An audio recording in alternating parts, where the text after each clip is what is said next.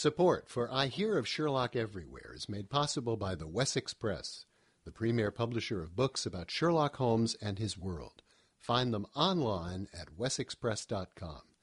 And the Baker Street Journal, the leading publication of Sherlockian scholarship since 1946.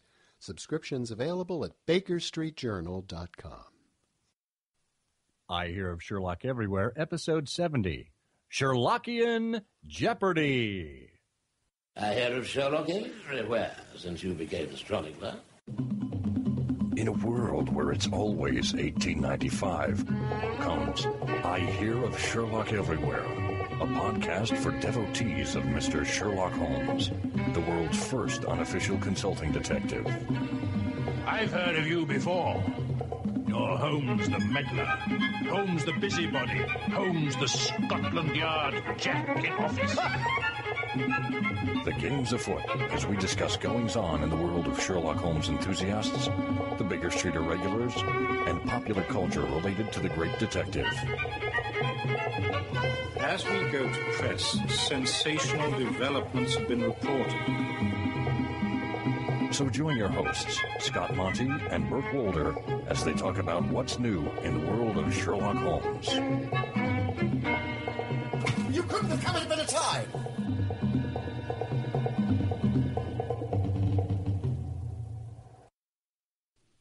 Oh, hi, and welcome to another episode of I Hear of Sherlock Everywhere, the first podcast for Sherlock Holmes devotees where it's always 1895. I'm Scott Monty. Yes, you are Scott Monty, and I'm only Burt Wolder. Ah, and what a formidable duo we do make. Yes, we duo, or a fiveable duo. Indeed, indeed. Well, I'll tell you what, it's been a little while since our last episode, our last jumbo-sized episode, and we're going to keep the trend going this time, folks, because we just think you're worth it. Oh, yes, yes. We mean it. Yes, you are worth it, and eventually the episodes will get longer and longer, 1.5 hours, 2 hours, 2.5 hours. Our goal is to do something probably a week long, I think. Yeah, we'll get Guinness in here to adjudicate. We'll drink a few of those and we'll keep drink. Talking. Guinness is good for you. It is. And it's good for the listeners, too. We simply do not have enough time to do short podcasts, so we just must do them this length. Yeah, extra long. Well, we have a wonderful show lined up for you in this episode. And before we do, just a reminder as to how to get in touch with us. A myriad number of ways. Of course, there's the old telephone, 774-221-READ. That's 774-221-7323. Yes, or email us, comment at ihearofsherlock.com. And everything that's on social media, if you just put I Hear of Sherlock with it, Facebook, Tumblr, Twitter, facebook.com/IHearOfSherlock, ihearofsherlock.tumblr.com, twitter.com/IHearOfSherlock. Those will all find us. And do not neglect that tried and true old favorite communication method of the past, the crossbow. Simply take a used T-shirt, scrawl a message on it, preferably in blood, wrap it around the shaft of that wooden arrow, point it north and northeast, and let fly, young man, and or young woman, and we will fish it out of the side of our houses and respond as quickly as possible. Message for you, sir. You remember that one? Yes.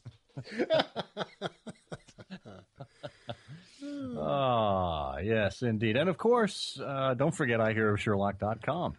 Yes. Lots of activity going on there. Of course, we have our Scoop It site, our Flipboard, and the Sherlock Holmes Google Plus community, which is now nearing 2,100 members. And, of course, the ihearofsherlock.com home bocce game gives you the opportunity in your back garden with the appropriate regulation-sized pitch to hurl those metallic balls down your lawn, and as they click, they do generate a code that we receive here at Sherlock Central.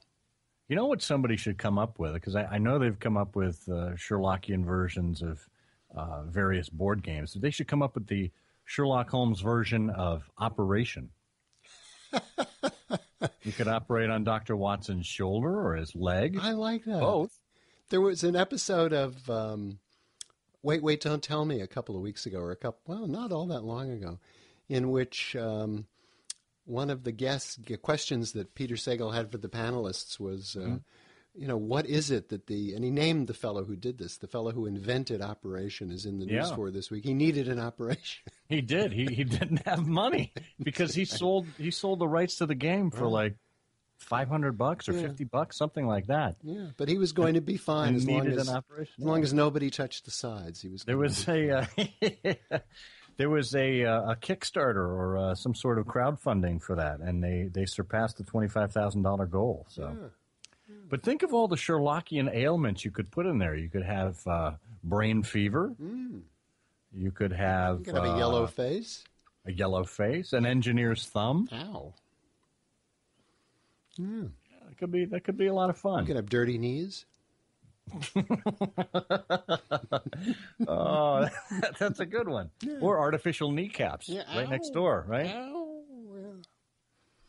I'm convinced that's why J. Biz Wilson was set up next to the artificial kneecap place, because his pal Vincent Spaulding there was going to work on his knees. Wait, no, that was Mrs. Hudson. Oh, right. I guess that was one of the top 10 most disgusting things ever said in the canon. And I went to it on my knees, just like you told me, Mr. Holmes. Anyway, we do have some business to take care of at the back end of the show in terms of that contest that you participated in last episode, coming off the BBC radio program. And some additional listener comments. So stay tuned for that. And in the meantime, on with the show.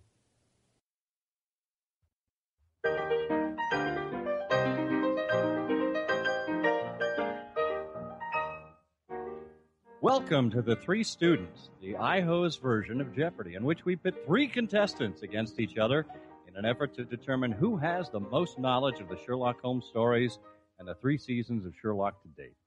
The rules are fairly straightforward. There are 5 categories, each named after one of the episodes on the BBC's Sherlock. Contestants will pick a category and a point value and will be presented an answer. The correct response will be phrased in the form of a question. There are 2 rounds, a single point value round and a double point value round. In the case of a tie, a tiebreaker clue will be given to the contestants whose scores are tied. The winner is determined by the most points. And now, on with everyone's favorite Sherlockian game show, The Three Students. It is our pleasure to introduce the nervous tutor, the careless servant, and the 3 enterprising students. All right, first up. First up, we have Lindsay Fay, who is Kitty Winter in the Baker Street Irregulars and the fascinating daughter of a California millionaire in The Adventuresses of Sherlock Holmes. Lindsay is the author of Dust and Shadow, The Gods of Gotham, and 7 for a Secret. She enjoys cooking, craft cocktails, and musical theater. Lindsay, welcome. Thank you so much for having me. Pleasure to be here. Did we get all of that right? Mm-hmm. There wasn't 100% anything we left? of it. Okay, all right. No. I mean, I do other things, but that's the Lindsay I know. Yeah, that's the extent of it, pretty much.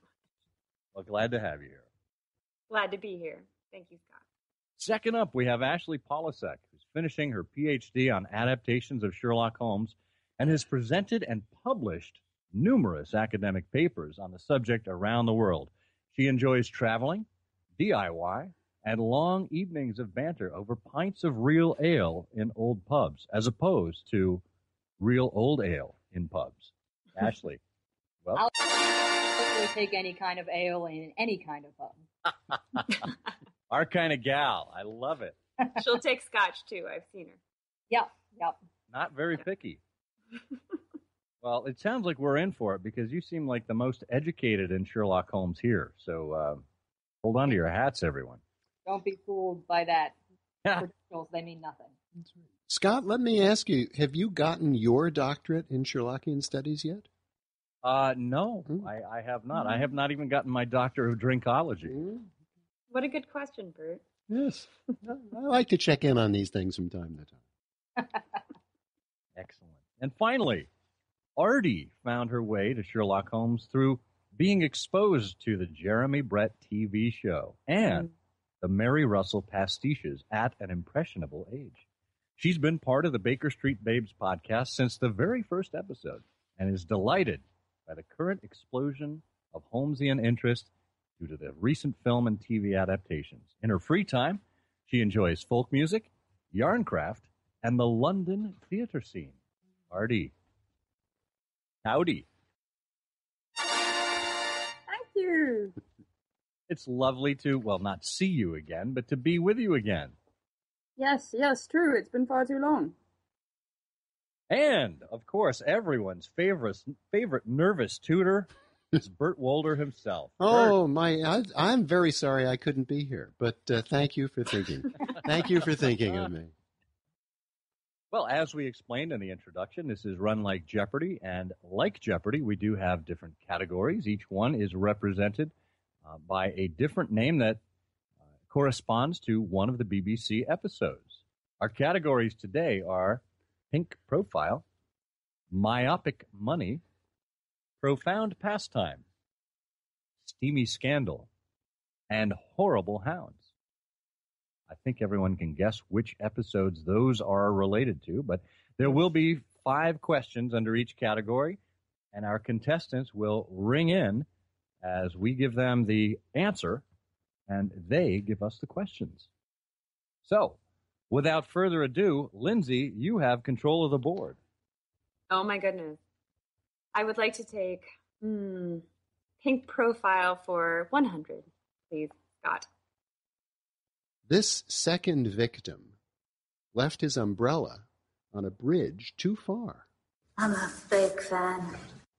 Ashley, go ahead. Who is James Phillimore? Correctamundo. James Phillimore, the second victim in Pink, and was mentioned in the canon in The Problem of Thor Bridge. Yes, but why was he mentioned? And I would like either Bert or, Scott / Alex to answer why was he mentioned and in what context. Well, but I get to do this because we're all BSI. Yes, you Excellent. do. Good for you. I've got a drink in my hand anyway. So, because you realize that if you can't answer a question, then you have to buy me one. I don't have to drink. So, are you asking what I'm was asking the context you in the what show was or the in the context? No, what was actual James Phillimore in the canon? Well, he was one of the unrecorded cases that Watson mentioned. I think it was part of his tin box collection. Yeah. He had been out on his doorstep and disappeared inside to retrieve his umbrella and was never seen again. Vanished from the face of the earth. Yeah. That is correct. Correct. All right. What do I get for that? A hug and a ding. Oh, no, you get one of these. I think Ashley has the board. Oh, nice. I think Ashley has the board, though. Ashley, you have control of the board. Yay, Ashley. How about Horrible Hounds for 200? For Sherlock, it is racing out of control, tearing itself to pieces. I'm a fake fan. Ashley, go. What is his mind? My mind is like a racing engine tearing itself to pieces because it is not connected up with the work for which it is built. Can you trace that back to one of the recorded cases? Ooh. That's a little tough. Yeah, that is tough. That's from Wisteria Lodge. So it is. All right, Ashley, you still have control of the board. Spends that much time on Wisteria Lodge, though.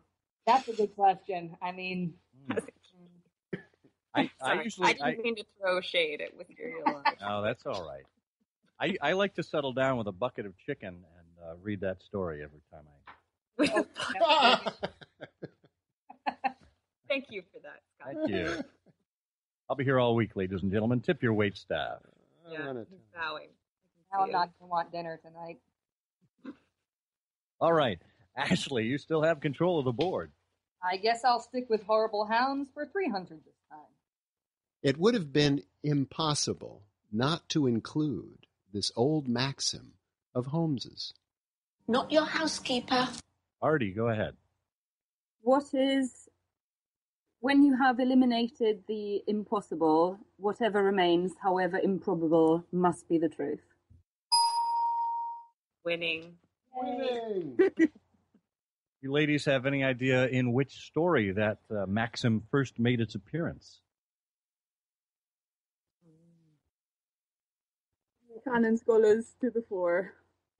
Oh my goodness. It's tough because it's it's one of those things you celebrating- think it appears lots of times. It's true, it does. But does, it's yeah. celebrating, this story is celebrating its 125th anniversary fairly soon.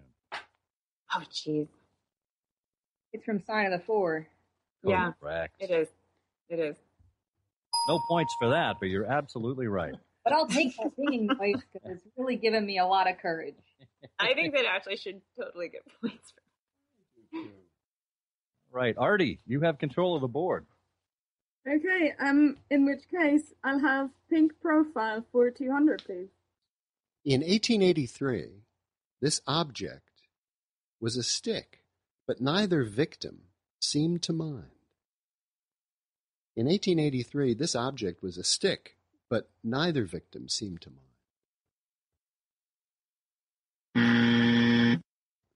Yeah. We Otherwise, we'll sit in silence indefinitely. Yes. Yep. This is going to be fun to edit. Yeah, well, it's not the best phrased question. It's the first thing that we see, when we first encounter Holmes. He's doing something, and in Study in Scarlet, is beating off. Riding clock. Yes, that's exactly right. Wait a second. He was beating That a was corpse off. Hold on. That was the worst phrased question It was. I have It ever was. heard. That was so I bad. think you guys need to give the wah wah to yourself. Yeah. To yourself. Bert, who wrote this question anyway? It was slipped into my letterbox enigmatically. Hit that So he Price was- is Right losing wait. horn. By which you mean, in that question, the correct answer would have been he was beating the dissection subjects with a stick. Well, no, it was supposed to be the object. In 1883, this object was a stick, but neither victim seemed to mind. So in 1883, Holmes was beating the corpse with a stick, but Sherlock was beating him with a riding crop. But yeah, it was a dopey question. Oh, gotcha. No, that's straight. Yeah, I see what you're. It was a long walk. Yeah. It was. Yeah. Long walk back. All right. Well, Bert, you seem to have lost control of the board completely. Good. The good news is Artie still retains control of the board. Okay, oh, what the heck. Can I have horrible hands for 100, please? Horrible Hounds for 100. The question is, no cab would take Sherlock, but on the tube, who would notice? Not your housekeeper. Artie, go. What is, because he's covered in blood? He's And also carrying Doing something. a harpoon. yes. Yes, and carrying around a large harpoon. Yes, that would do Because it. of reasons. Well, almost everyone is. Which is I from can tell what you- case? Which is from what case, Scott and Yes. Bert? Oh, please. Black Peter all the way. Yeah. For the win. All right. Artie, you still retain control of the board. This horrible hounds thing is going so well. Let's just go Yeah, with keep at 400. it. It's not like it's the one that I've watched a gajillion times already. Horrible Hounds for 400. In this interchange, Sherlock seems to be telling John that he is the light of his life. Not your housekeeper. Artie, go. Already got it. What is, you are not yourself luminous, but as a conductor of light, you are invaluable. Ding. Fantastic. Rectamundo. Which is from what case, boys? The Hound of the Baskervilles. It Yes. may be that you are not yourself luminous, but you are a conductor of light. The most left-handed and beautiful compliment ever given. Right. You were saying sorry a minute ago, don't spoil it. I love that. Don't spoil it. All right, Artie. Go on, 500. 500. Finish it up, Bert. 500. Horrible Hounds for 500. Holmes and Watson inhaled this same kind of horror in Cornwall. Lindsay, go. Well, was it Radix Pedis Diaboli? Technically, that was a question, Lindsay, so very good. Excellent. You did phrase it in the form of a question. Excellent. Very good. Yes, or an airborne drug, obviously from the Adventure of the Devil's Foot. And I love that, by the way, how they managed to create the terror and atmosphere of The Hound of the Baskervilles with that sort of device. I thought that was very clever. And do you know why they decided to do that, Bert? Well, because if they hadn't, it would have just been another romp through the countryside, and people would have switched off in about 10 minutes. Because filming is way too expensive in Cornwall at that time of the year. That's it. All right, Lindsay. I'll take Steamy Scandal for 300. Early 30s, dyed blonde hair, strange red speckles all over her body. I'm a big fan. Ashley, go. What is the speckled blonde? Nice. Nice one. Julia Stoner, right, had been found dead in her bed. Right. Scott, are you keeping score? I am indeed, Bert. Oh, good. That's one less thing that... I may be the careless servant, but I'm still keeping score. Okay, good. Thank goodness. I don't think anyone needs to keep score. No, I don't. Keeping our asses. No, I don't know. It looks pretty good. We'll give a score update fairly soon. But okay. Ashley, you have control of the board. Yes. I guess I'll go for Steamy Scandals for 400. Steamy Scandals for 400. It was certainly a better name than the Belly Button Murders. I'm a big fan. Ashley, go. What is the naval treatment? Good. Correct. All right. That's one of my favorite puns from the entire series. It is, and it does just precede the first time he puts on a deerstalker. It does. It does. Like seconds before. Then there's the very happy. Yes. Yeah, I mean, if anything, the show definitely keeps you on your toes, whether you're a first-time viewer or a long-time Sherlockian, to be able to pick out some of these hidden Easter eggs, if you will, from the canon. And it's perfectly enjoyable if you don't even know the canon. I think that's one of the marvels of the show. Yeah, you don't have to notice. But these are all wonderful presents for us. I loved Watson's blog where you encounter things like this murder at the theater and the detective's name is Sidney Paget. And it was wonderful. Of course, the blog being stuck at 1895. All right, Ashley. Everyone cackles wildly. Sorry. That's all right. Back to you, Ashley. Well, what the heck. Steamy Scandals for 500. Vincent Starrett would have understood this part of Watson's blog. Lindsay, go. 1895. Stuck in 1895. But and the careless servant comes to light. Thank you very much, ladies and gentlemen. I should read your questions, Bert. Yes, you should. All right, Lindsay, you have control of the board. I'm going to go with Myopic Money for 100. Myopic Money for 100. From the Blind Banker. It is. Holmes found the key to this one in the alphabet. Not your housekeeper. I heard Artie first. Yep. What is the mysterious graffiti code? Yes, what was the book code? In Banker, it was in the London A to Z, and in Valley of Fear, it was in the Almanac. But they claimed it was from Dancing Men, and that made no sense. Yeah, I didn't get that either. But they referenced in like an interview, they were like, "Oh, it's from Dancing Men," and then everyone was like, "No, that's from Valley of Fear." Really? What are you talking about? What are you talking about? Please, if you're going to be clever all the way. Exactly. Right. Just nail it. Artie. Right. Can I have a pink profile for 300, please? Profile for 300. Yes, it was a bar when Watson came to London. But today, they only serve coffee. I'm a fake fan. Ashley. What is the criterion? Excellent. I'm just going to shake your head off. We were so close. It was very close. Incorrect, though, because it's still a bar. Yeah. Well, yeah. Well, that's in, like, true. real life London. That's true. Real life London. But I love that, to have the word criterion on the coffee cups. I thought that was really clever. That was very sweet.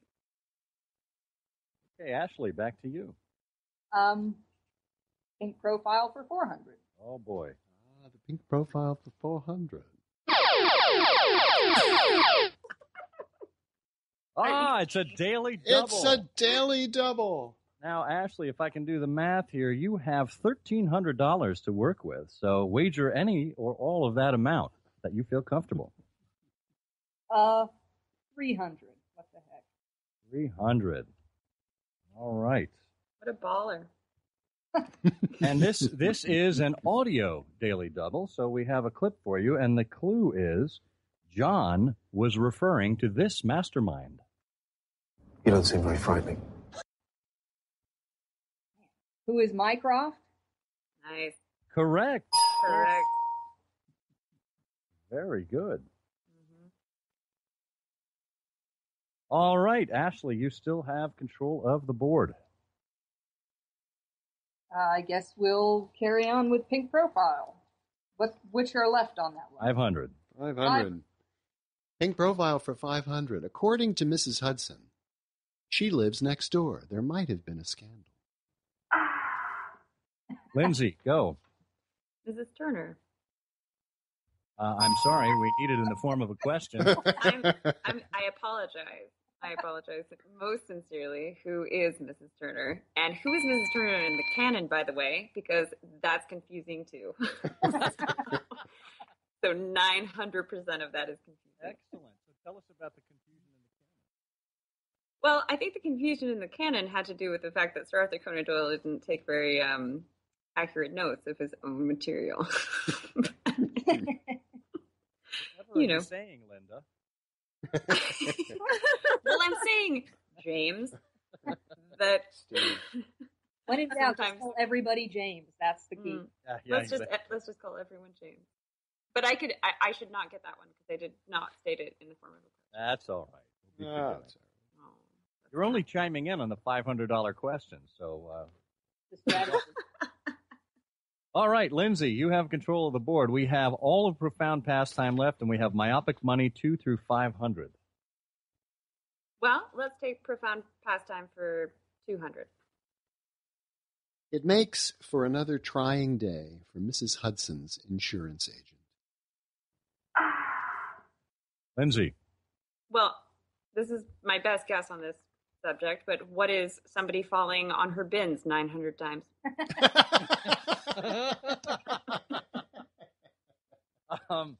Did that happen in that episode? I don't think it did.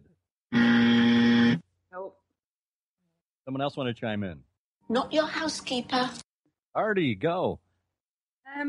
What is Sherlock shooting holes into the wall? There you go. Well, actually, Bert. That's pretty close, though. It's pretty close. I think we'll have to give it to her. Yeah. Okay. You can't say that's absolutely true. Yep. The one that we had in mind was, what was an explosion in Baker Street? Oh. That too, yeah. Well, also that.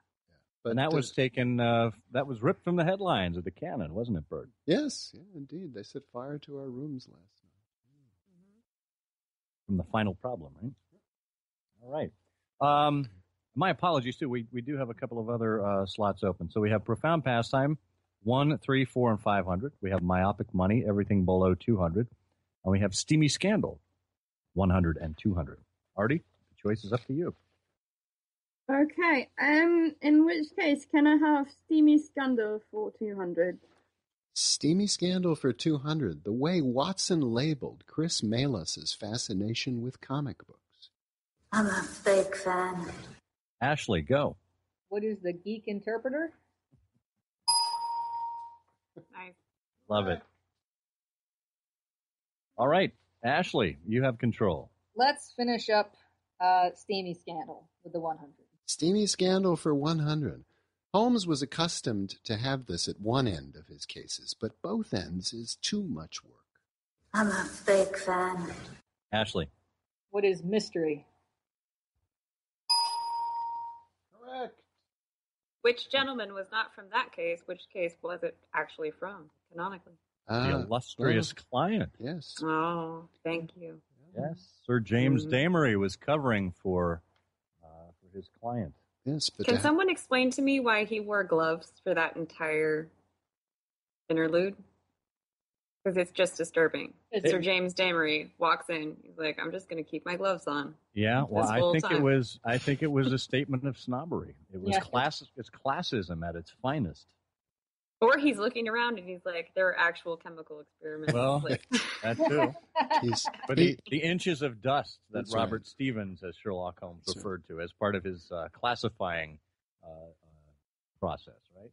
Artifacts would turn up in the butter dish or worse places. All right. That was Ashley, so back to you. Profound Pastime for 300. Right. Pastime for 300. We are not amused, especially when being shot into the wall. I'm a fake fan. Ashley. What is VR? Yeah. Canonically, that is correct. Yes. What is the Sherlock approximation? He just spray paints a smiley face on it. A smiley face. That's right. Yes. Queen Victoria. Hello. Can you imagine what Queen Victoria would have thought of herself as an emoticon if she were alive today? I think it would amuse her slightly. She would have been one of the slanted smile, right? Not the full smile. No. Meh. It would have been a meh at best. Meh. A slight shrug. SMH. Right. Okay. That goes back to Ashley. Profound Pastime for 400. Profound Pastime for 400. This fundamental fact about the universe makes not a pennyworth's difference to Holmes's work. Lindsay. The solar system. Correct. What does it matter? What the deuce is it to me? And that's from Study in Scarlet. We're being kind. Remember, please frame your response in the form of a question. But I don't have to ask. What the hell are you doing over over Sherlock Holmes who has to ask what the solar system is. I already know. Best save ever. What the deuce is it to you? Teddy bear. Excellent. Go ahead, Lindsay. Oh, what's left? We have Profound Pastime for 100 and 500, and Myopic okay, 92 Profound to 5. Pastime for 100. Profound Pastime for 100. What a strange place to find a body. And it wasn't even his stop. Lindsay. Oh, sorry. What are? What? What a strange place to find a body, and it wasn't even his stop. No, I actually have no idea what the answer to this is. Okay. I'm a fake fan. Ashley was first. Oh, sorry, Ashley. What are train tracks? Of course. Yes. I thought you wanted the station. I was actually thinking, I was like, where? He wasn't found at a station. That's the thing. Lindsay Faye, do you even Jeopardy? No. No. No, I don't. But Bruce Partington Plans is actually my favorite Sherlock Holmes case. I love it. Because it has everything. You have Lestrade, you have Mycroft, you have all the best, guest stars, and they're all on this Superstar episode, which actually has an amazing case and like a really, really cool, the body found by the train tracks, and I apologize. I had no idea what station it was near, so I backed out of that one. But I don't remember the station. No, I don't. It was near Aldgate Station, wasn't it? Yes, Scott. Yes, well thank done. you. And when I read the canon for the first time and I saw the illustrations, I think it was either Frank Wilds or H.H. I'm blanking on his name. John Genova would kill me. I just thought it was one of the best illustrated stories because The Frank Wilder ones are really great. So yeah. The shot where Holmes and Watson had thrown up the window and were looking out over the train. I think that's Frank Wilder. Yeah. It looked like Jeremy Brett in profile because he had on the black Homburg hat, and it was not Holmes as you had seen him as say our friend Freddie Steele had done him. It was, I thought, a really well done, well illustrated episode as well. Yeah. All right. Well, Lindsay, you lost that one spectacularly. So definitely. Ashley, that's you. Is there still profound pastime for 500? Yes. Still there? Let's do that. Yes, profound Notice how we're all cunningly avoiding the blind banker. Very cunningly. Everything goes like that half a time. Yeah. Except that it's going to come up sooner or later because well, it's all that's left. It's never going to be over if we don't touch it. That's funny, isn't it? I mean, it's on the bottom of my list too. It's got 10-foot pole marks all over it. Okay, profound pastime for 500. This stiff envelope really came from the Czech Republic, but we like Holmes's description better. Lindsay. It came from Bohemia. Correct. Yeah. Boy, you're getting away with murder without these questions, I'll tell you. Sorry. I had to make up for my catastrophic failure by at least saying the thing, even if I didn't state it in the form of a question. Yes, Bohemia. Bohemia is the correct answer. Bohemia. I really wish they had used Bohemian Rhapsody for the under theme there. But do you actually really wish that? Like, is that true? Well, I'm more of I'm a Wayne's World Queen fan, not really a hardcore Queen. Oh, I see. All right, one category left. Lindsay, try your hand at it, starting from 200 on down. Oh, jeez. The blind banker, combining racism and fridging all in one go. I'll take myopic money for 200, please. Myopic money for 200. Both an acrobat and gunfire came through this object, but not much fresh air. I'm a fake fan. Ashley?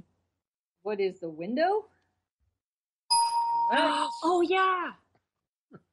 See, these questions aren't really that hard. Good job, girl. Yeah, it's a little obscure, but yeah. I mean, it's like Colonel Moran in Empty House and Tonga in Sign of Four. It was another couple of those references that, I just find very, very enjoyable. Yeah. One of the few things that was really enjoyable. Take what you can get, right? Ashley. Well, I guess we know what it's going to be. 300, huh? 300. All right. Myopic money for 300. Holmes tells Molly he doesn't do it when he's working. Not your housekeeper. Artie. What is eating? Correct. I don't eat while I'm working. Digestion slows me down. Fairly canonical. Yep. It is. Yep. Norwood Builder, he says, at present I cannot spare energy and nerve force for digestion. I actually like the quote where he says to Mrs. Hudson that he'll dine at 7 o'clock the day after tomorrow? Half past 7, the day after tomorrow. Yes. 7:30, day after tomorrow. You're welcome. Goodbye.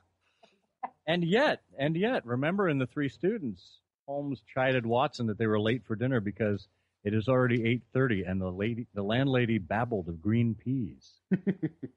Well, maybe he's just super into green peas, and that's actually a Sherlockian article that we should write for the BSJ. Somebody. Well, Holmes was really into green peas. One of my favorite movie scenes is with James Mason as John Watson. Squash my pea. I don't want it squashed. I don't like mushy peas. Mushy peas are disgusting. They are the finest thing you have ever tasted. Like, trust me on this one. When Artie, when I make them, I like them because there's a lot of butter involved. Yeah, when you make them from scratch, it's different. But when you get the ones that come out of a can and that have green food coloring in them, that actually tastes of food coloring and not of peas. No, I like mushy peas, the ones I make, but that is one of my favorite film scenes from that. It is pretty grand, yeah. Ladies and gentlemen, you'll be happy to hear that one of our new sponsors is Campbell's Mushy Peas, brought to you. Artie, you have control of the board. There's not much choice left just there, so, let's do what we have to and take myopic money for 400. 400, myopic money for 400. It's the only thing Holmes wants to look at in the morgue. I'm a fake fan. Ashley. What are feet? Correct, dead men's feet. Nice. Bit of a foot fetishist. Yes. Oh. Bit of a parallel there to John Clay's knees in Red-Headed League. Well, that's a nice reference. Yeah. That's true. Dirty. First, you look at the trouser knees. Mm-hmm. Wait, what do you look at first? In Red-Headed League specifically, first you look at... Ooh, that's a good I question. don't remember. It's different for men and women. But I think you look at I know the what I trouser look at. knees second. Eyes. You look them in the eyes first, right? Then? Well, sure. Absolutely. What was it? It was sleeve cuffs and knees. And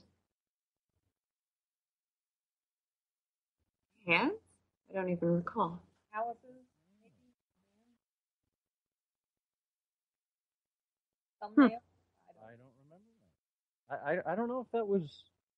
Well, Sherlock Holmes lectured him on that. in the Red-Headed League says, in a man, I think it's the Red-Headed League. It might be actually... I don't think it is. No, it's a case of identity. That would be it.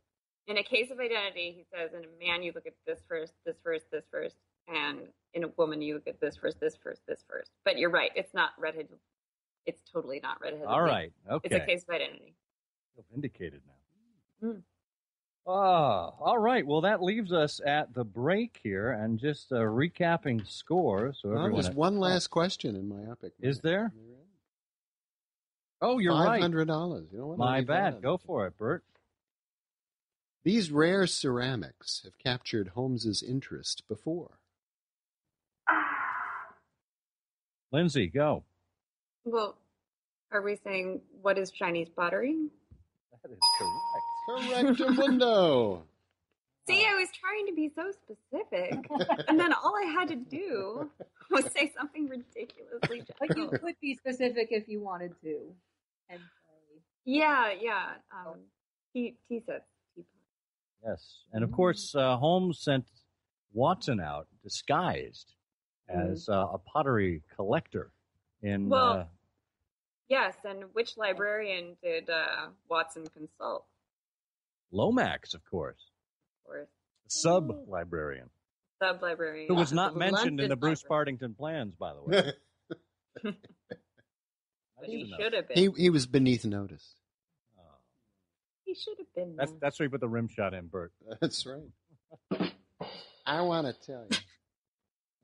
Tip your waitstaff. All right, we have reached the halfway mark here, and for folks playing along at home, our scores are Artie at 1,400, and believe it or not, Lindsay and Ashley tied at 2,800 each. Really? Fantastic. Right, okay, I'm going to go and drink some more of that now. Excellent. Well, why don't we take this opportunity to let you ladies compose yourself, and we'll talk about our favorite sponsors. You do that.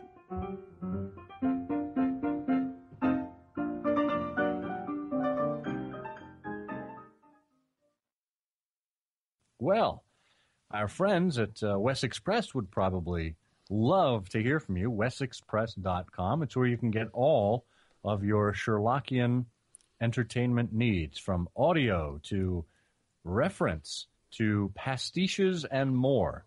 Check out westexpress.com. And they've got a couple of new titles there. Of course, just coming off of our last episode, you probably heard us talk very fondly about 221 BBC. That's the story behind the radio series written by Bert Coules. And also the Drury Lane mystery, written by none other than Dennis Hoey himself. And if you haven't had a chance to listen to our episode with Dennis Hoey's son, Michael Hoey, I believe that's episode 34. Check back in the archives there, either on the site or through iTunes, and take a listen as Michael Hoey told us about the fabulous faces of the universal Sherlock Holmes. Indeed.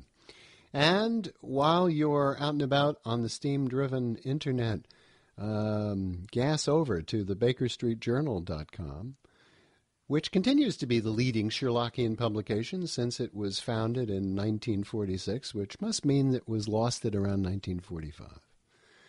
But plenty of news there on that website. You can read about Sherlock Holmes and copyright if you've not yet had enough of that. But also discover some interesting recent publications, Sherlockian Saturdays at the Pratt, and of course the Undershaw set, the limited edition boxed set, the profits of which benefit the restoration of Sir Arthur's home. Excellent.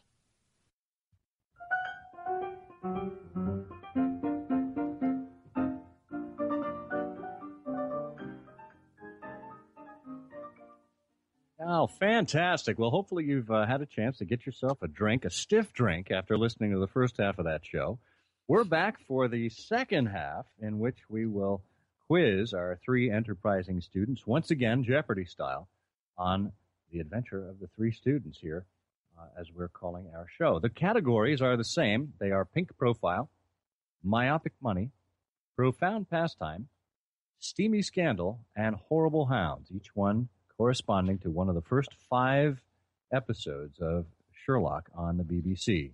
Point values have now doubled, so it's 200 through 1,000 points for each. And the contestants have full control of the board as we work our way toward final studentship. I don't know. Scott, that's not a word. Studiousness. This show is not a word, you know? All right. Last we saw, we were at 2,800 for Lindsay, 2,800 for Ashley, and 1,400 for Artie. That means, Artie, you get control of the board. Marvelous. Okay, so let's start at the beginning. I'll have pink profile for 200, please. It used to take Holmes an undisturbed 50 minutes to solve this, but today he slaps them on. 1, 2, 3. Not your housekeeper. Artie. What are nicotine patches? Or what's a 3-patch problem? Excellent. Excellent. Politically correct Holmes can't smoke his pipe anymore, so it's nicotine patches for the win. Artie, back to you. Yeah, let's just start as we mean to carry on pink profile for 400. All right. Pink profile for 400. Then and now, Holmes still confuses his post with a pincushion. I'm a big fan. Ashley. What is sticking it to the mantelpiece with a jackknife? That is correct. Holmes does with all of his correspondence. I tried that once, and it makes it really difficult to read what's on the bottom of the pile after it's been stabbed so many times. Yeah. Also, it ruins your mantelpiece. Well, if you're renting, I mean, who cares? That's right. Yeah. I used to have a marble mantelpiece, and it just took me weeks. I would stand there. I developed. Well, you know, in the 1959 Hound of the Baskervilles, Peter Cushing made them put a piece of plywood on the top of what they created was a stone mantelpiece, and then they put fabric over it, so he was able to jackknife the correspondence to it. Oh my God! What a purist! Good for him. I like him even more now. Right. Ashley, you still have control. Let's carry on with Pink Profile for 600. Pink Profile for 600. Now it's the police who see this and think about angry Germans. I'm a big fan. Ashley. We'll just combine and be one person. Right, you can both, and we'll split it. Right. That'd be great because I get all your points. What is Rache or Rache? I can't. That is correct. Correct. I'm impressed by that answer and the speed in which it was answered, but I just want to meet the person whose name is Ashley. Who is that? Is she a pirate? It's a wench on the pirate ship. It's pirates. Got to be pirates. As long as it's a piratical individual, then I'm all for it. My pirate alter ego. Okay. By the way, I've always been impressed with how Arby's manages to abscond with Talk Like a Pirate Day. Oh, Come on They down just tried to to run away with Arby's. that. Yes. Yeah. All right. Ashley. Scott, I have a joke for you. Oh, No, I okay. just said, well, what is a pirate's favorite letter? I don't know, Lindsay. What is a pirate's favorite letter? Well, make a guess at it. R. Nay, 'tis the sea.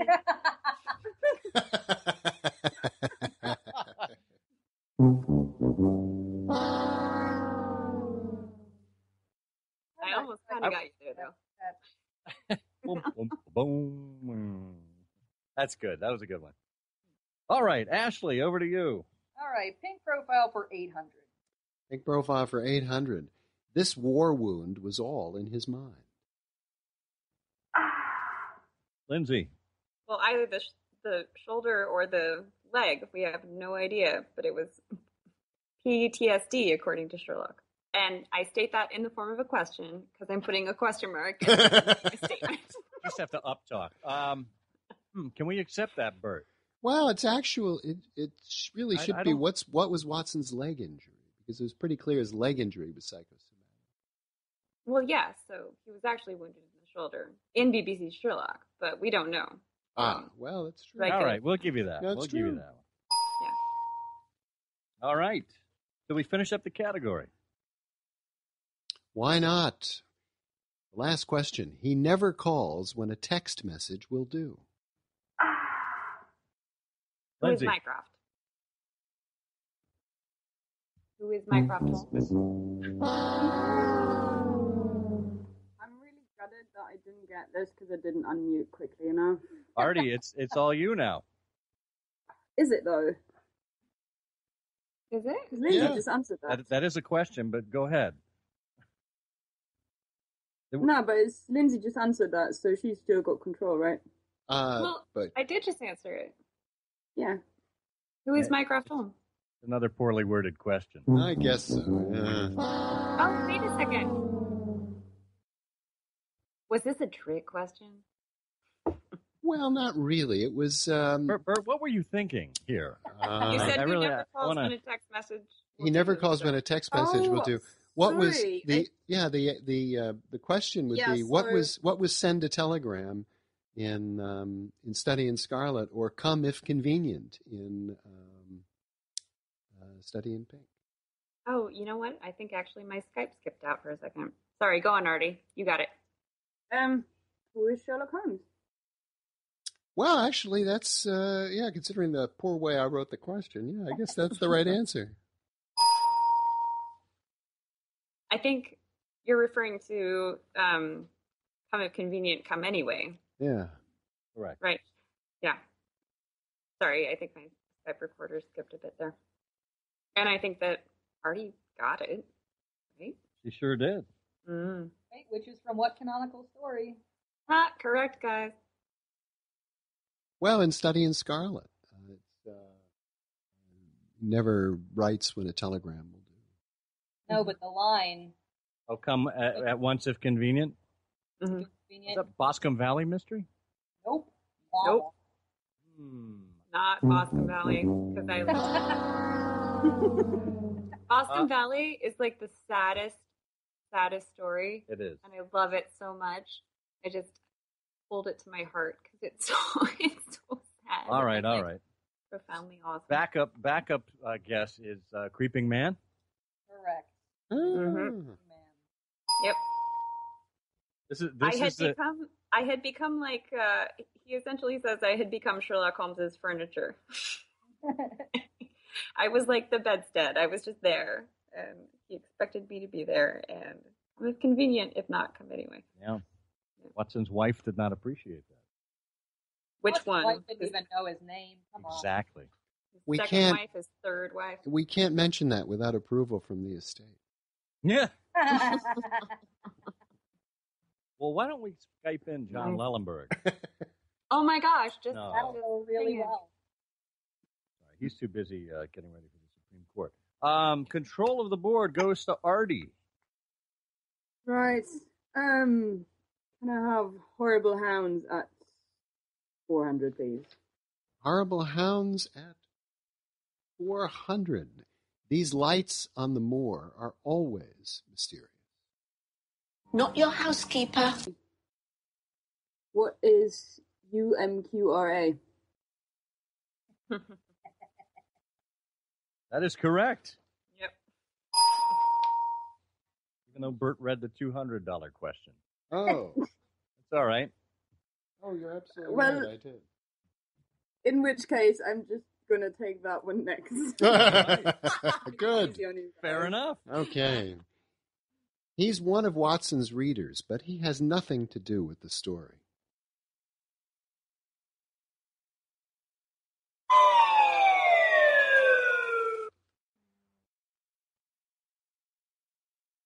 If Scott can answer it, I'll give Scott points. But I have the answers in front of me. Totally unfair. It's, who was Mr. Franklin?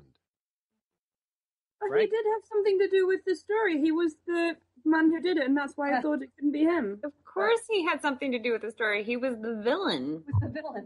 Yeah. Well, that's true. I was thinking about the original Hound where he's just filing lawsuit after lawsuit, and he's completely unconnected to anything. Well, he's completely unconnected to anything, filing lawsuit after lawsuit in the canon, but in BBC Sherlock, he actually did it. Yeah, all right. So I lose. Right, we're I lose $500 points from Bert's yes. score here. This is getting expensive. I think you're down about 800 now. Oh. I hope you get the next daily double, Bert, because you really need it too. All right, Artie. Let's hope for the best on the next one. Gosh, I don't even dare. Let's just go down the category because it's clearly a winner for me. Mm-hmm. I don't answer it right. All right. Okay, for 600, this is evidence. Horrible Hounds for 600. This is evidence that in the world of Sherlock Holmes, tobacco seems always to be underfoot. I didn't get it at all. This is evidence that in the world of Sherlock Holmes, tobacco seems always to be underfoot. Can I call in? Go on. Because it's in a Persian slipper? Yes, Correct. the question would be, what is correct in the form of a question? Yeah. What is the slipper where in the show Sherlock is looking for a cigarette? Where is the slipper? He hides it under the couch. What is? Yes, that's correct too. Wait a minute. He who will come. What? Over the oak. No, wait a minute. Under the elm. Under the elm. Under the table. Mm-hmm. No, that's where the vicar is. Where I am right now. I remember the vicar. Yeah. We'll revisit that on another episode. Another show. All right, Lindsay, control of the board goes to you. I don't think it should belong to me. I think my Skype connection is cutting in and out. I will take the next Horrible Hounds. Is there 800? Yes, Horrible Hounds for 800. Sir or not, this character is on the honors list. Lindsay. Henry Baskerville. Who is Sir Henry Baskerville? You're getting the hang of it. We're almost at the end of the show. Yes. It takes a long time, I know. Yes. There's like a wide learning curve for me. Who was Henry Knight in the show, which I thought was a nice way of handling Sir Henry. Or Sir Henry in Hound. Yeah, that was good. Because he's a knight, but... Wasn't a knight, he was a baronet, which is not a hereditary, or which is a hereditary title, unlike knight. Ashley, seriously? Quibbles. You are totally schooling BBC Sherlock right now. Wow. Wait, say that. So that was not the designation. Sir Henry Baskerville was a baronet, which you get the appellation Sir, but it's a hereditary title. And a knighthood, if you're knighted, that's not a hereditary title. You also get to be called Sir, but you are not a knight. You are. So technically, Henry Knight, while it's cute, is wrong. Yeah, the peerage would not. It should have been Henry Rook. Henry Rook, Henry Bishop. Henry Vicarage. All right, Lindsay, back to you. Steamy Scandal for... Do we have 400? We have them all available. We have them all. Great. What's Steamy Scandal for 400? Sherlock says he has 8 of these so far, but in the canon there are only 7. I'm a big fan. Ashley, go. What are theories? Correct. Do you see any clue? You have furnished me with 7, but of course I must test them, he says in Naval Treaty. Very good. Is that when he's looking in the trunk of the car? Yep. That is correct. All right, go ahead, Ashley. Let's do Steamy Scandals for 600. Steamy Scandals for 600. At last we know what the H stands for. I'm a big fan. Ashley. What is Hamish? Yes, John Watson's middle name. Which, do any of you know how Hamish was actually arrived at for the conclusion that in fact was John Watson's middle name? Lindsay, yes, I do. Tell us. And so does Ashley, I think. Or if that was, I don't know if that was Artie who was talking. Whoever. This is just a sidebar. Happy to hear. Yeah, but you go ahead. Go ahead. Go ahead, Lindsay. Lindsay. It was. I'm pretty sure that it was Baring Gould. No. It was the James. It was the James reference. Hamish is. Yeah, but who was it that pieced those two things together, the H and the James? Oh, the H and the I know this. No, go Artie. Go for it, Artie. Dorothy L. Sayers. Yes. Yes. In her unpopular opinions out of the early 1930s. I'm pretty sure Artie should get like 600 points for that. Just randomly. Yeah, okay, you know what? We'll give her some sympathy points for that because she is behind, and we did have that screw up. That's not even sympathy points. That's really good trivia. Well, it is actually. We'll do that. We'll do that. Another 600 on the board. Yeah. All right. You guys are hilarious. Fantastic. I forgot to introduce our in-studio audience, ladies and gentlemen. They were being so nice. Control of the board, we are still with Lindsay. Oh, well, that's disastrous. I'll take the next one in Steamy Scandal. 800. Yeah. It looks like the engineer left these behind in the fridge. I'm a big fan. Ashley. What are thumbs? Sure those weren't sausages. Yes, gruesome and filthy. And that was a pretty good Una Stubbs impression, Ash. Yes. Favorite deliveries in the BBC Sherlock. Well played. Excellent. All right, Ashley. All right, Steamy Scandal for 1,000. Hey. Okay, Steamy Scandal for 1,000. John finds out they like his blog at Buckingham Palace, especially the entry about the metallic walking aid. I'm a big fan. Ashley. What is the aluminium crutch? You even pronounced it correctly. You got to put that extra syllable. Yeah. Do you know, I found it earlier this week because I had a dispute with someone over aluminum versus aluminium. The American Chemical Society in 1925 decided to start pronouncing it and spelling it as aluminum, while everywhere else in the world it is spelled and pronounced aluminium. Scott, I'm pretty sure no one else in the world ever knew that. And you know what? They probably just said still it don't. on this podcast. And everyone who just heard it has already forgotten. Yes. Take a drink, ladies and gentlemen. Every time you hear American Chemical Society, you take a drink. That's part of the rules of the show. Every time you hear the word aluminium, just buckle up to the bar. What place was the unchronicled aluminium crutch mentioned in? Good question, Ash. That feels like it was a Musgrave ritual. It absolutely was. Oh, very good. Thank you. I'll take 400 for that one, Bert. Okay. Bert, by the way, I'm kicking your ass at this game. Yeah, you are. You know, I can't win, and I know the answers. How did that happen? All right, Ashley, you still have control.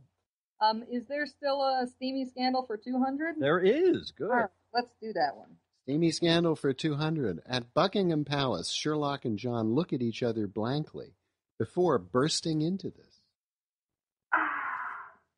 Oh, I said my name, and Ashley said the answer at the same time. So we'll give it to you, Lindsay. Giggles. Also chuckle burst. Yes, or what are snort chuckle? or an uncontrollable fit of laughter. Something. Those all work. All right, Lindsay, take us to the next topic. No, let's just dive into myopic money because it has to happen sooner or later. For how much? 200. All right. Myopic money for 200. He has For as little as possible. He has clearly lost weight, but he still prefers an armchair. Who is Mycroft? Correct. That's correct, even though it's from Profound Pastime, Bert. Oh, no. Well, that's not my fault. Oh, but you got it. Well, it was for 200. Even when you try to get the blind banker out of the way, still, all those questions are still open. Yes. Well, you know, blind banker, blind tutor, you name it. We're all in the okay, same I category. found blind banker. Okay.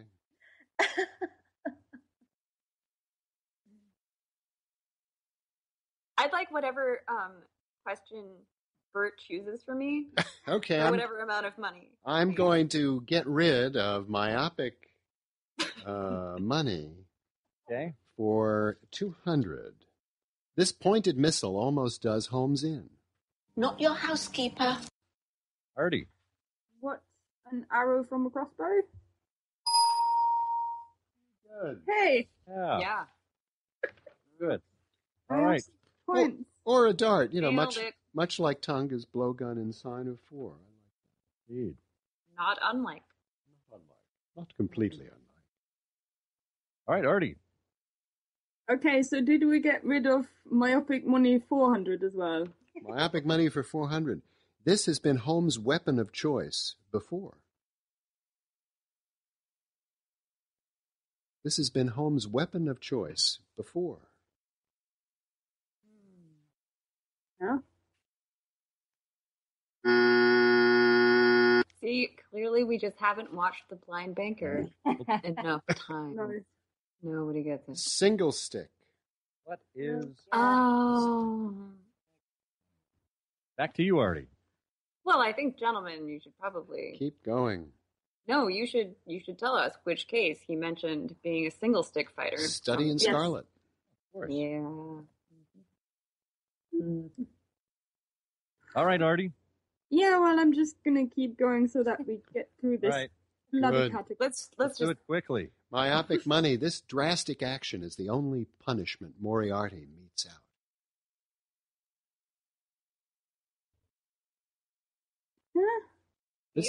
This drastic action is Moriarty's only punishment.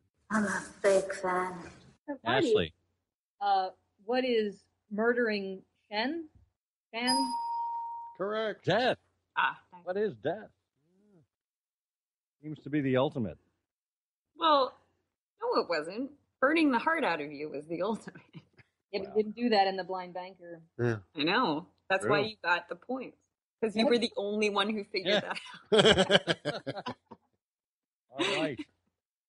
Ashley, keep us going. All right, let's get 800 out of the way. Okay. It's like starting a land war in Asia. Oh, this goes on forever. Never get involved with Sicilian when death is on the line. Never get involved. Thank you. The land war in Asia. And never get involved in blind banker trivia. Unless you're someone better at it than me, like Ashley. Okay, blind banker for 800. This street was a good place to shop for a souvenir, but they had nothing from Greece.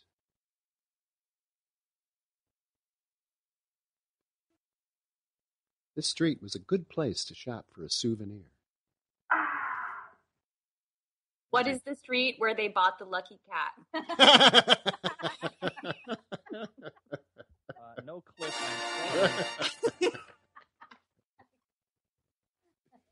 Wow. Technically, that's correct. I kind of think I should get points for that. Four people have I never won't been deduct in my points. kitchen. How's that? Okay, that's fair. Well, it's very obscure. The question is, what was Shaftesbury Avenue, which is where the souvenir shop was located? And that was part of Melas's route in Greek interpreter.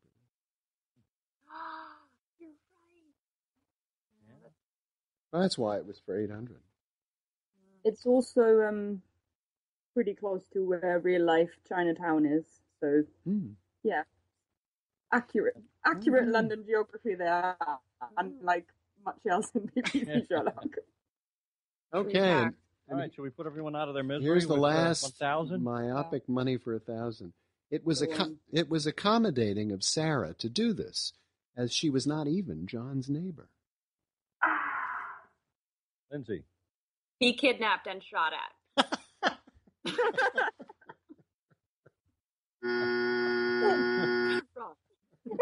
Wow. Anyone else? No takers? It was accommodating of Sarah to do this, as she was not even John's neighbor, so the clues are sort of in accommodating a neighbor. She took over his patients. She took over his practice. And he says in that's right. She was Anstruther. Yeah, and she says in he says in Final Problem, the practice is quiet at the moment, and I have a very accommodating neighbor. Whose name was? Anstruther. Who was mentioned? Yes, exactly. In that case. Thank you. Okay. I love Anstruther. Anstruther enabled quite a few adventures to happen. He's a good guy. Mm-hmm. Okay, home stretch. All right, here we are. We have one category left from 400 to 1,000, and that is profound pastime. Profound pastime. For 400. 200 for this. I'm sorry? Did we get rid of the 200 for that? We did. It was accidentally the question. Bert executed it. Yes. Oh, I see. He killed it. Oh, dear. Okay, so profound pastime. Holmes is lost without him, but Dr. Johnson might prefer another description. Lindsay. It was Boswell. Correct. We'll take it, yeah. My blogger versus my Boswell. My Boswell. I love that bit. Okay, 600. Yep. Found pastime for 600. It's a phone message, and it's not even from Orange. Not your housekeeper. Artie. What is the Greenwich Pips? Nice. Correct, the 5 pips. All right, profound pastime, 800. She's putting on weight, a lot like Watson's 7.5 pounds. Not your housekeeper. Artie. Molly. Correct. The way the question is phrased, that's the right answer. And the reason she's putting on weight is the same reason why Holmes estimated Watson had gained it, because of domestic bliss. Excellent. Isn't it kind of adorable they make that joke twice, though? Yeah. They make it with Molly, and then again in the last episode, they're like, "Oh, yeah, no, married life." Mary and I think that you have actually packed it on a little bit, dude. Oh no, that was M.D. Hearst, actually. I think when he actually does that. Oh, right. Hey, no spoilers, please. We're only talking about the first 5 episodes here. Oh, I'm sorry about that. Apologies. All right, final question on the board, Bert. Okay, actually, there may be one more. Did we do Horrible Hounds Bert, for 1,000? are you just writing them as we? Oh, I think Horrible Hounds for 1,000 is still actually, right? Yeah, that's true. All right. Horrible Hounds. So 2 $1,000 questions left. Yeah. This one is from Profound Pastime. This one is from Profound Pastime. Okay. It's a strange thing to find on a business card, even for a web designer.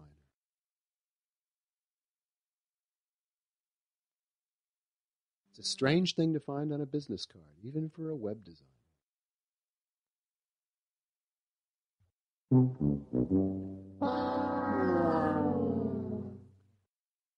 So the question is, what is dynamic asteroid? Of course. Dynamic asteroid web design. Moriarty's card identifies him as Jim Zucco. We had nothing. Snake eyes. All right. Final question. Final question.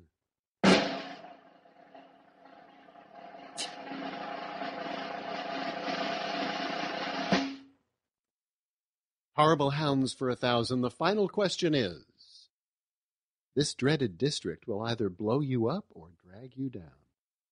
I'm a fake fan. Ashley. What is the Great Grimpen Minefield and or the Great Grimpen Mire? Correct. All right. Well, as we're going into final 3 students here, there's a final problem. I don't know how we would quantify this. It certainly is not Final Jeopardy. It's anything but. The scores have changed drastically from where we left you last time. Looks like Lindsay has 3,800 points. Ashley has 7,600 points. And Artie has 5,400 points. So, ladies, keep those scores in mind as you make your wager for the final problem of the 3 students. And the category of the final problem is speeches.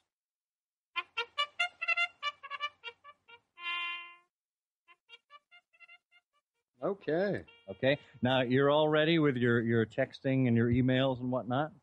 We will give you the clue, and then you will have 30 seconds to text the question to me.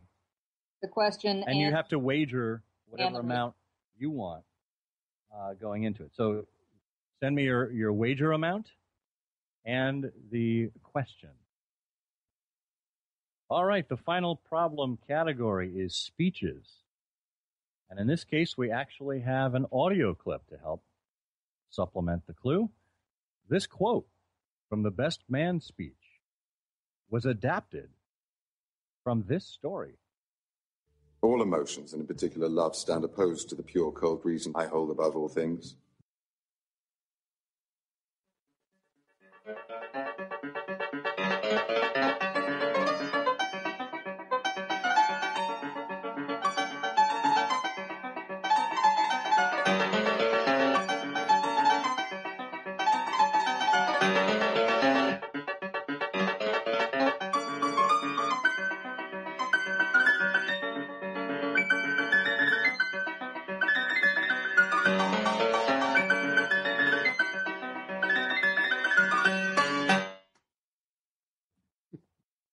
All right. I like that music. I don't know about you, but I'm psyched after hearing that. All right. Everyone has their wagers in, and everyone has their answers ready to go. So we will start with the person that was the farthest behind. In this case, it was Lindsay, who was 3,800. Lindsay, you sent in, the wrong answer. What is a scandal in Bohemia? Which was wrong, and then I corrected myself. Which is correct. And you wagered $3,000. So you are now at $6,800. Oh, good. All right. Next up, we have Artie at $5,400. And just getting to my board here. Make sure I have your... you wagered all of it. And you said, what is a scandal in Bohemia? You're right. Nice. Oh, my God, you're so far ahead. That is fantastic. 11,800. And finally, we have Ashley, who also, who said, I'm sorry, a sign of 4 and weighs 1,200, bringing you down to 6,600 in third place. So it looks like we have our winner. It's Artie. Fantastic. Well, ladies, it was a hard-fought match. You all did extremely well. I think our audience will be entertained, or has been entertained. There they are.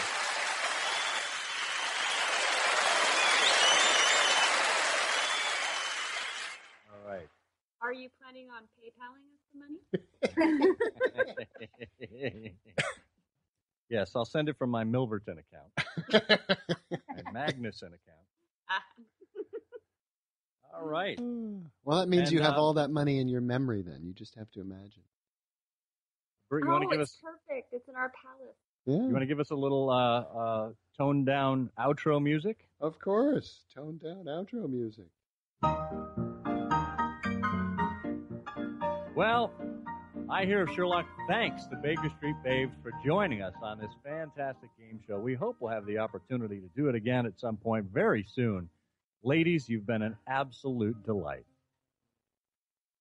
No more so than you gentlemen have been. We try to keep you on your toes. Would you like to be honorable Baker Street Babes? I would, but I'd first like to remind people to make sure you get a copy of the home game and a case of turtle wax. Make sure you're always buffing, always polishing, and listening to your favorite podcasts in your car. Thank you. If you're not polishing, I don't really know what you're doing with yourself. That's Buffing right. and waxing. I don't know. You're making the wrong choice. We would love to be considered honorary. I never thought you'd ask. Thrilled. Well, we have 4 questions for you. Okay.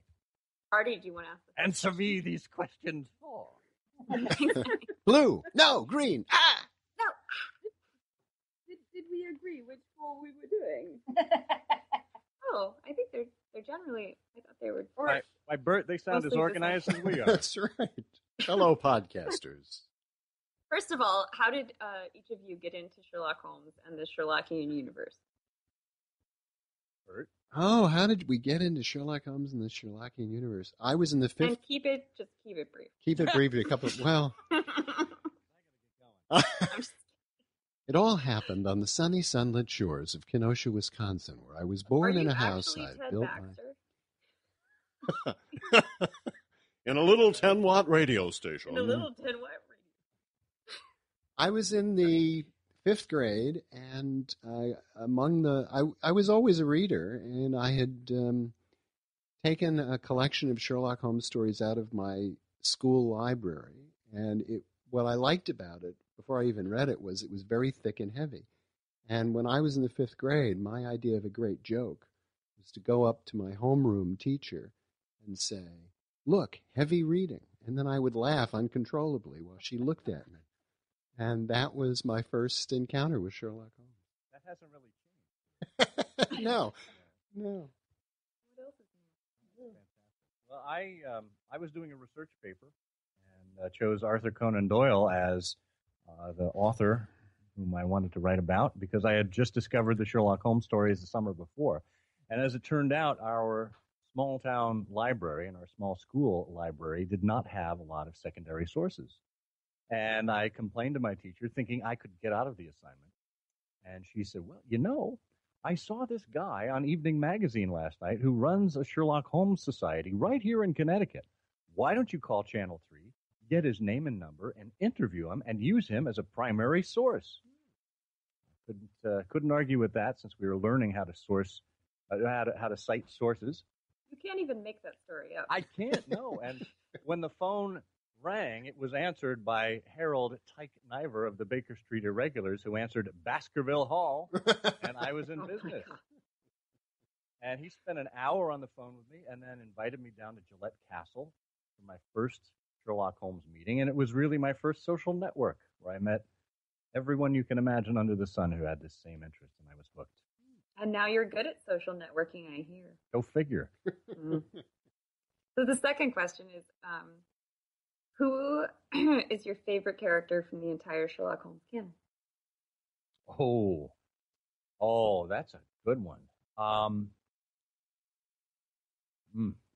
There's so many of the secondary characters. I mean, it would be easy to say Holmes or Watson. I think that's a cop-out, quite frankly. But for supporting players, I'm going to have to go with my own investiture, Henry Wood, who was the Crooked Man.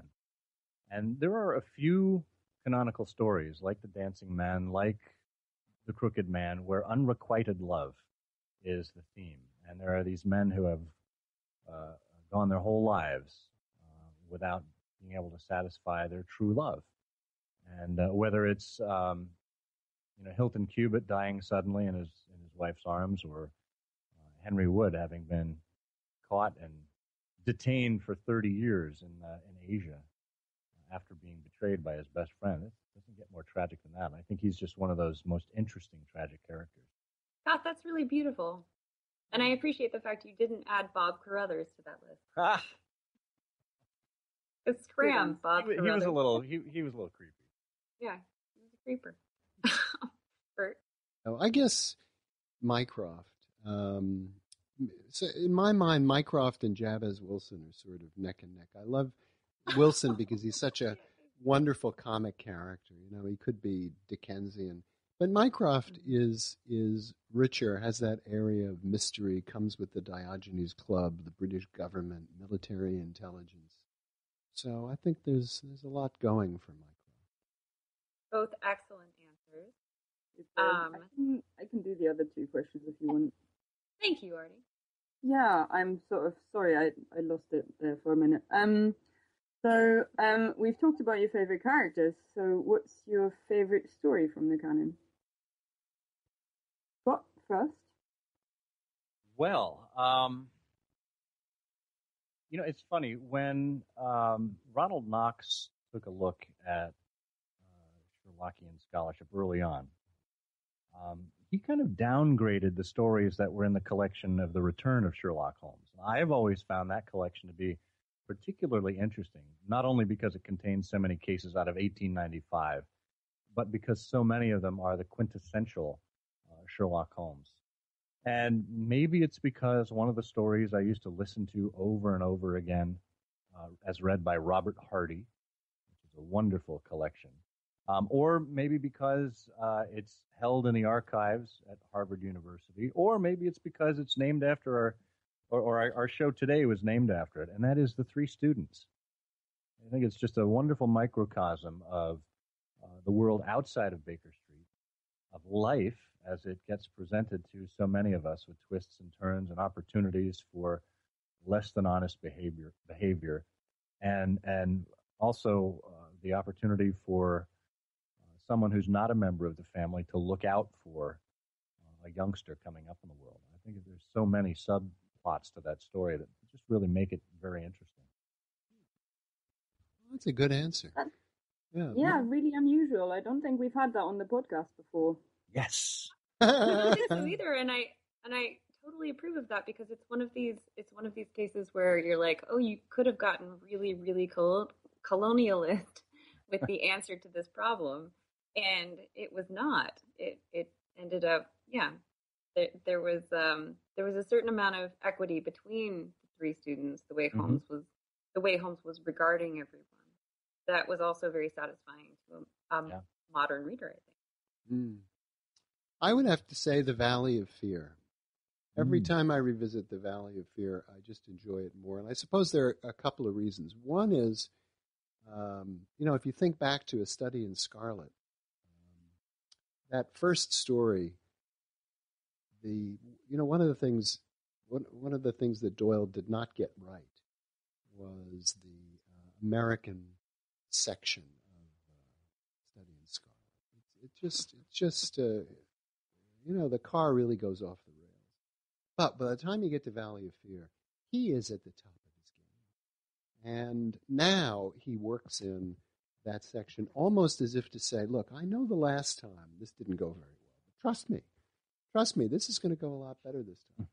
And then also, the back end, the epilogue, the front end, you get much more. Now, admittedly, it's completely unchronological, considering when the events of Valley and Fear were supposed to have happened and where Moriarty would have been then. But you get the front end, in which Holmes shares lots of detail about Moriarty, including, oh yes, I was in his rooms, and it gives you this description. And then in the back end, you get this, give me time. So I think just a much more. He's at the top of his game. When he did Valley of Fear, a lot of things just I think work very well. That one is good from back end to front end. Yeah. And the other way around. And the other way, yeah. if you wanted to go at it that way, it would also be. Bert, I didn't think you'd be talking about our back ends with the babes on this call. You haven't been listening to our Well, clearly. Moving swiftly on. I knew the babes would talk about it. I didn't think Bert would. Last question. What's your favorite adaptation on either film or a TV or even audio source? Well, for me, it's a tie. And I have an audio favorite. I also have a visual favorite. The audio favorite goes right back to our previous two shows, which is, we interviewed Bert Coules from the BBC. His complete adaptation of the canon, I think, just was masterful. I think Clive Marison and Michael Williams just did so much justice to these two characters. And the way that the writing staff actually managed to dramatize some of the thinnest of stories was truly masterful. And on the visual side, similarly, I would say the same for the majority of the Granada productions. I kind of came into my own in Sherlock Holmes while the Jeremy Brett series was on, and I still find myself going back to them as the definitive stories for me on television. For me, I love both of those, so I approve of this answer. 100% approval rating accomplished. Yeah. Well, for me, I guess I would have to say 7% Solution is my favorite film, although it's The Private Life of Sherlock Holmes, if it could have been done as Wilder wanted to do it and hadn't been cut up, that might have been, even more memorable than it is. But I think 7% Solution. You mean like The Road Show? We were just talking to Curtis Armstrong about this earlier today. The Road Show version. Right. Right. Yeah. But what was different about it that you wanted? What about the Private Life? Yeah, well, the Road Show version. It was it was definitely longer. But was there something specific that you were missing? Oh well, Wilder's vision was sort of to create the kaleidoscope of cases that attract Holmes' interest, including giving some life to the more obscure cases. And so, that's why you get into acrobats, and canaries, and all sorts of things. And I think that, his original vision, which the studio bought, apparently, was the idea of a 4-hour, 3.5-hour film, with an intermission. I mean, it was supposed to be a big production. And I think that executed would have been wonderful. But 7% Solution, I think, is just a beautifully put together picture. I think the music is great. You've got Austria, Sigmund Freud, Alan Arkin, Vanessa Redgrave, sword fights, Jeremy. I mean, you've got everything. It's just it's Stephen Sondheim. You've got Stephen Sondheim. You've got Stephen Sondheim, yeah. Never And do Joel anything Grey. twice. Right. Awesome. Thank you both very much for Are we babes now? Yeah. Yes. Artie, your name. Artie, make the official announcement. Scott Monty and Bert Walder, I congratulate you. You are now honorary Baker Street Babes. And yeah, you can do with this title whatever you wish. Yes. Totally babelicious. Well, ladies, on behalf of our listeners, thank you for taking the time to be with us. I don't know about anyone else, but I had a hell of a time. We'll have to do it again. Oh, we yeah. have more stories, yeah. Maybe we can even do it when we're in the same place. That would be even better. Oh, that would be lovely. Full production values. Well, we could during January when Scott's here. Yeah. All It right. wouldn't be that hard. Well, folks, if you haven't already done so, take a look at the Baker Street Babes website at bakerstreetbabes.com. They are all over the social web, so find the social network of your choice, the app of your choice. They are probably there, but they are dominating Tumblr and Facebook and Twitter and Instagram. You'll find them everywhere. And if you're in New York during the BSI weekend, which is bsiweekend.com, check out the Daintiest Thing Under a Bonnet Ball, which is an annual tradition now that's been going on for going into its third year, I think. Mm-hmm. And the Babes proudly support the Wounded Warrior Project with all of the proceeds from their auction and the ball itself. So check that out and make sure you give a listen to the Baker Street Babes. In 2 years, we've raised, I think, around $8,000. That is something. Excellent. For the Wounded Warriors. Well, yeah. Thank you for all you do for the Wounded Warriors and for the Sherlockian community. Well, thank you for your help, and thank you for chatting with us, because it was absolutely delightful. Oh, Rock on. Wonderful. Mm-hmm. Thank you. I don't know about you, Bert, but I'm exhausted. What a lot of fun. Aren't they brilliant? They really are. Yeah. They are. And what an honor. I suddenly feel tingly. I feel different. I'm an honorary babe. I can't believe I get to say that now. Well, to many in the Sherlockian world, Monty, you've been an honorary babe for years. Shouldn't be nothing new for you, but for me, it's, I'm really tickled, really happy to be part of that, august community. Well, I hope this doesn't mean we have to start wearing stiletto heels now, because my bunions are killing me. Stiletto. I don't think. I don't know how those women get their feet in those. Silly, painful shoes. Looking forward to exercising my babedom at the daintiest thing in the. It's not under a bonnet. It's the daintiest bee in your bonnet this year. At the really? Players Is Club. that the name of it? Yeah. That is the name of it. That is the Thursday evening of the Baker Street Irregulars weekend. January 8th, yes. Yes. Get your tickets now. I believe they're only $45. All proceeds go to the Wounded Warrior series. Wounded Warriors. They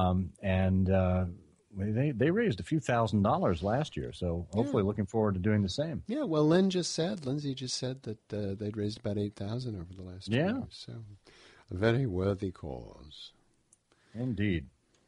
Well, we will not do an editor's gas lamp this episode because you've already had plenty of gassing from all of us.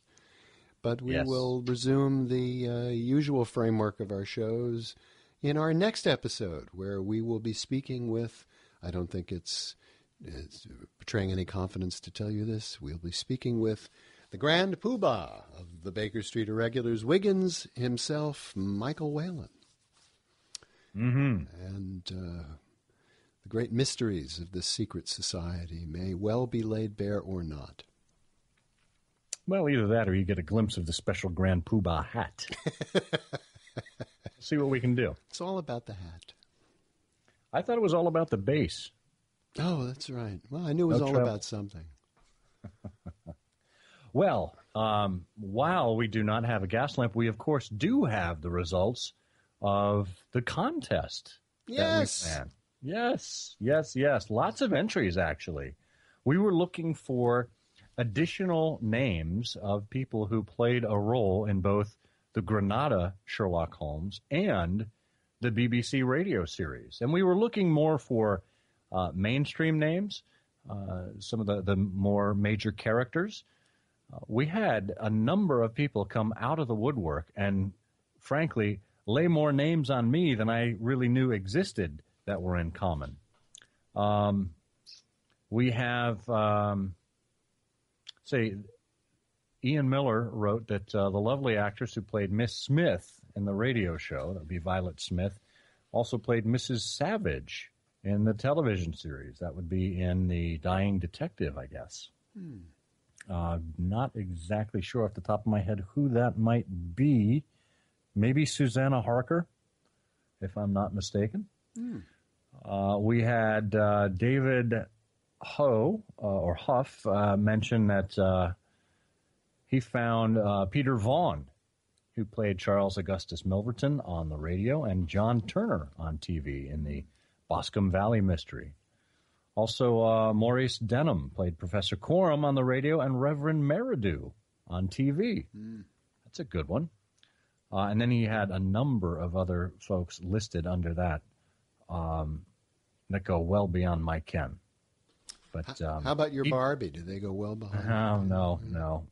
My programming Barbie. That's a new book that's out. Anyway, David also mentions that he's too late in his chance to let us know that he enjoys listening to the podcast when he can. And he said, I was pleased to hear the very first episode when it first appeared, but soon after that was what can only be described a great hiatus. Yes, we remember that. But you returned, and it's good to see you still continuing after all this time. He mentions, I also very much enjoy the BBC radio adaptations. Many a long car journey has been shortened by these stories, which have been played many times. And then he said, to get the answers above, I had to get out all the old cassettes. I've had them that long. And check the sleeve notes, and it was quite a job. That's from David Ho in Manchester. I hope we're pronouncing that correctly. Huff, it's probably Huff. If it's Hough, yeah, could be. It could be Huff. Yeah. Nick Martorelli wrote in to say he didn't know if anyone was picked as a winner yet, but Ronald Pickup played Barrymore for Granada and Moriarty in The Valley of Fear. That's a good one. That's a good one. A couple more here. Mary Loving said Susanna Harker, once again. And Dennis Quilley was Sterndale in Granada's The Devil's Foot and Carruthers in The Solitary Cyclist. That's a qualifier. Yeah. Jerry Turnbull also mentioned Susanna Harker. And Hugh Bonneville. You know Hugh Bonneville? Yes, sure. He was from Victor Savage. From Downton Abbey, yes. Right, he's in Downton Abbey, but he played Victor Savage in The Dying Detective for Granada, and Meridew in the remarkable performance of Mr. Frederick Meridew. It's one of the later adventures, I guess. But the winner goes to Basil, who mentioned Dennis Hawthorne played Soames in the radio, and Barclay in Granada's The Crooked Man, and then Roger Hammond, who played Jabez Wilson in Granada's Red-Headed League, also played Cunningham in the radio Reigate Squire, and perhaps Rucastle in The Copper Beeches as well. Said he couldn't access his notes at the moment, but those are the ones that he remembers. So straight out of the gate, I think that was the day after we released our episode, and without notes, Basil, congratulations. You win a copy of 221 BBC, and we'll be getting in touch with you to make sure that gets sent off. Excellent. That's nice. Very nice. Fun little contest. I'm glad so many people took us up on that. Yeah. And in addition to the contest, we're happy enough to have some comments from listeners, and we did receive a terrific note from Colin Bradbury from Cornwall, who's in St. Agnes. I wonder where St. Agnes is in relation to Crackington Haven, because I have an old friend who's in Crackington Haven. But he writes, This email is long overdue. I've been an iHost listener since the early days and have been remiss in letting you know how much your efforts are appreciated. My little ritual is to listen to the podcast while walking my dogs on the cliff tops near my home in Cornwall, which is not so far from the location of the events of the Cornish horror. Indeed, as I've just discovered from reading Alan Barnes' fine book, Sherlock Holmes on Screen, my local beach, Trevonance Cove, I think I'm pronouncing that correctly, Trevonance Cove in St. Agnes was used in the 1965 BBC Douglas Wilmer version of The Devil's Foot as a setting for immersing myself in that age before the world went all awry, accompanied by the dulcet tones of Messrs. Monty and Walder. It takes some beating. I was also fortunate enough to visit the Sherlock Holmes exhibition at the Museum of London last week, and would strongly recommend it to any of your listeners who find themselves in the vicinity. While the whole exhibition is truly excellent, the highlight is the opportunity to view some original manuscripts close up. Pages from A Study in Scarlet, featuring dynamic duo Sherrinford Holmes and Ormond Sacker. The Sign of the Four, The Dying Detective, and The Illustrious Client are on display. But the most special moment was seeing my 10-year-old son leaning down to view a page of the manuscript of The Empty House. I confess that I felt a lump in my throat when I heard him reading aloud to himself in reverential tones the words, "Holmes," I cried, "is it really you? Can it indeed be that you are alive?" For a Holmesian, it doesn't get much better than that. So again, allow me to thank you for the hours of pleasure I've derived from listening to the show, and long may you continue to fly the flag for the best and wisest man any of us will ever know. With warmest regards, Colin Bradbury, St. Agnes, Cornwall. What a nice note. Isn't that charming? Very, very nice. Thank you for that, Colin. And I think we have one other comment from listener Bailey Hershey. She says, I've had a great time listening to your podcasts and almost caught up, episode 59. Found it interesting that you are Whovians as well as Sherlockians. Loving Peter Capaldi personally. The ASU, that's Arizona State University Sherlock Group, is going slow. But there was recently a huge book sale outside the Hayden Library where I work, and I've officially started my non-canon Sherlockian collection. 10 new books on my bookshelf, a good deal for mostly hardback books, too, and all look practically new. Your podcast is a great source of information and has shown me how vast a world the Sherlockian world is, and I've been browsing the web communities. Love the podcast. Thanks, Bailey Hershey. Oh, how lovely. Yeah. Tell your friends. Tell everyone. You two girls. You with the shirt. Yes. Well, Bert, I think that just about wraps up the business end of what we have to do here. Yes, yes. Folks, if you could do us one favor. All right, two. First, like we said, tell a friend or two or three about I Hear of Sherlock Everywhere, either the website or the podcast or both. We would love to gain the trust and satisfaction of Sherlockians everywhere by word of mouth. And secondly, if you could go to iTunes on your computer or on your phone or however you get there and leave us a review, it would really help us out. Let us know what you think about the show and let other people know what they can find here. We hope you'll be doing a service to Sherlockians and Holmesians everywhere. Well said, well said. Well, I think there's one other thing that should be said, and that is that I am Scott Monty. Well, that's absolutely impossible to argue with, and I am, hold on a minute, let me check. I have this label. I have this label sewn in the back of my shirt. I am I'm Bert Walder. 15 and a half neck, 33 sleeve.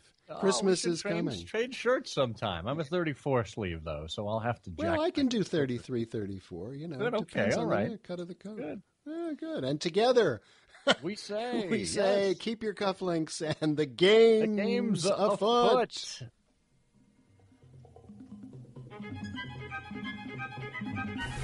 You know, I'm afraid that in the pleasure of this conversation, I am neglecting business of importance, which awaits me elsewhere. Thank you for listening. Please be sure to join us again for the next episode of I Hear of Sherlock Everywhere, the first podcast dedicated to Sherlock Holmes. Goodbye, and good luck, and believe me to be, my dear fellow, very sincerely yours, Sherlock Holmes.